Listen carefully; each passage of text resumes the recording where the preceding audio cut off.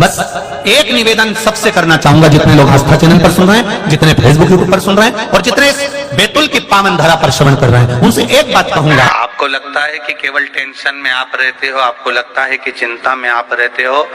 शिव महापुराण की कथा कहती है मानव का शरीर मिला है, चिंता हर एक मानव के जीवन में रहेगी, टेंशन हर एक मनुष्य के जीवन में रहेगा। और शिव महापुराण की कथा कहती है कि जैसे भगवान कृष्ण रुक्मणी को बार बार समझाते थे, उसी तरह अगर जीवन में कोई टेंशन आए, समस्या आए, तो शिव महापुराण की कथा भी बार बार समझाने का काम करती है कि ये जीवन में आएगा जरूर, पर निकल जाए। दुख आएगा, जीवन में समस्या आएगी, ऐसा नहीं कि समस्या नहीं आएगी, आएगी। मानव का शरीर है तो समस्या तो रहना है।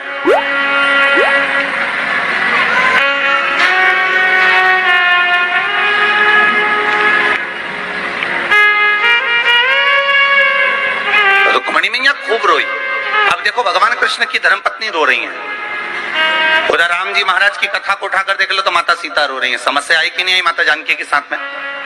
राम जी पर भी समस्या आई, राम जी को भी टेंशन रहा, लखन लाल जी को भी टेंशन रहा, भगवान कृष्ण को भी टेंशन रहा।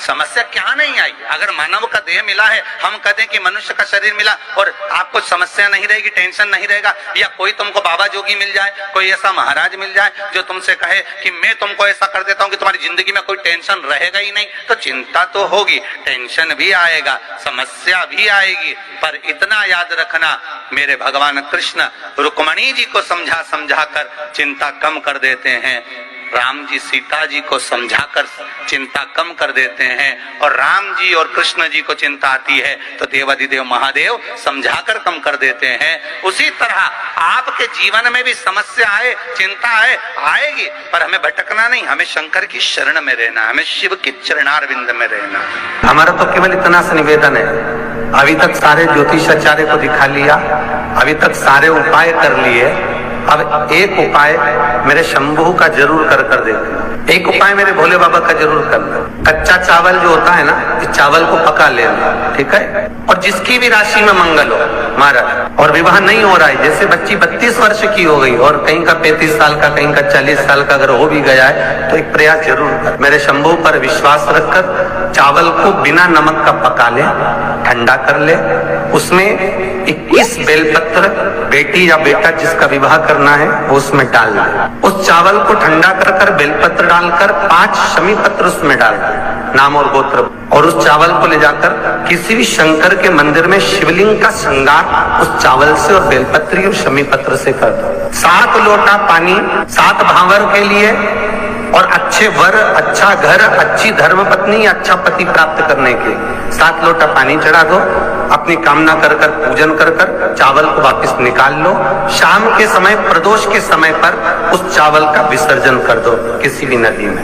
3 से 3.5 महीने लगेंगे जी, मंगल विवाह पक्का हो जाएगा। ना अंगूठी पिनाना है, ना नक पिनाना है, केवल शिव पर विश्वास। शिव महापुराण में कोई ऐसा उपाय नहीं लिखा वेद व्यास जी ने जिस उपाय में धन लगता। पूरी कथा पूरी निकाल कर सुनिएगा, जब से कथा बाच रहे हैं लगभग 20-22 साल में, आप पूरी कथा कोई सी भी निकाल कर देखिए, यूट्यूब पर सब कथा डली हुई है। कभी कोई उपाय वेद व्यास जी ने ऐसा वर्णन नहीं करा जिसमें तुम्हारा 50,000, 25,000, 10,000, 20,000, 5,000, 2,000, 10,000 कहीं खर्च हो। बस केवल एक खर्चा जरूर है, वो तुम्हारे मन का खर्चा है, और इस चित्त वृत्ति को शंकर में लगाना है, विश्वास रखकर शिव का अनुमोदन करना। सूर्य को 3 अर्घ होते हैं, एक लाल चंदन का अर्घ कार्य की सिद्धि के लिए सूर्य नारायण को दिया जाए, एक काली मिर्ची के पानी का अर्घ। जब आप कोई एग्जाम में बैठ रहे हैं, कोई परीक्षा में बैठ रहे हैं और आपको उसमें उत्तीर्णता चाहिए, या मेरा ये काम सफल चाहिए, या अदालत में केस चल रहा है उसको निपटाना है, तो काली मिर्ची के जल से सूर्य को अर्घ दी जाती है, तो उस जल के अर्घ से व्यक्ति का काम तुरंत 1.5 महीने के अंदर सफल हो जाता है। काली मिर्ची के अर्घ का इतना प्रमाण।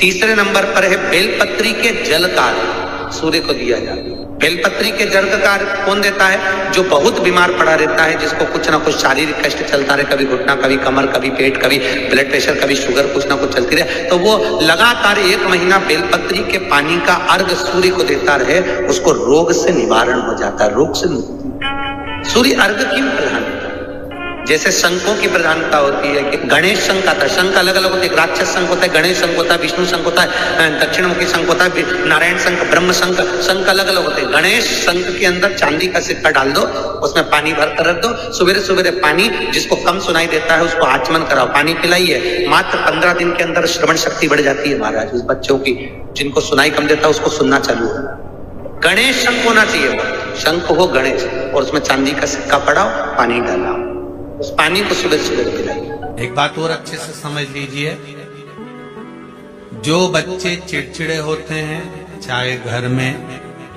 बेटे हों, बहुएं हों, सास हो, ससुर हो, परिवार में छोटे छोटे बच्चे हों, चिड़चिड़ प्रवृत्ति करते हों या चिड़चिड़ा स्वभाव हो, जरा जरा सी बात में क्रोध आ जाता हो, बोलने का भान नहीं रह पाता हो, शब्दों के बाण चलते हो, तो महाराज प्रदोष के दिन, प्रदोष काल में बेलपत्री के पेड़ के नीचे एक जो पत्ता आपके पास में हो, पान का मिल जाए तो पान का, पीपल का मिल जाए तो पीपल का, बेलपत्र का मिल जाए तो बेलपत्र का, उस पत्ते पर मात्र थोड़ा सा शहद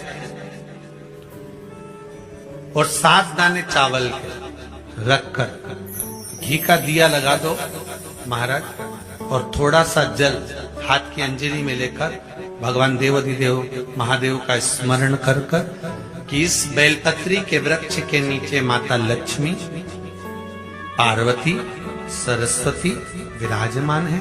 इसी बेलपत्री के पेड़ के नीचे मेरे देवाधिदेव महादेव का 12 ज्योतिर्लिंग का स्वरूप प्रकट है। उनका स्मरण कर जल चढ़ा दीजिए, और उसका स्मरण कर लो जो चिड़चिड़ प्रवृत्ति करता, क्रोध करता, जिसको बोलने का भान नहीं होता हो, सम्मान नहीं देता हो, अपशब्द कहते हैं, उनका स्मरण कर आप छोड़ेंगे। एकदम एक प्रदोष करेंगे, दूसरे प्रदोष तक तो आपको कोई दिक्कत ही नहीं। 2-3 प्रदोष कर देखिए, बाबा कृपा कर। जया विषहरा श्यामली बारी, जिसको पूरी रात्रि भर स्वप्न नजर आते हो, पूरी रात ऐसा लगता हो कि जैसे फिल्म चल रही हो, सोते से स्वप्न ही स्वप्न दिख रहा है।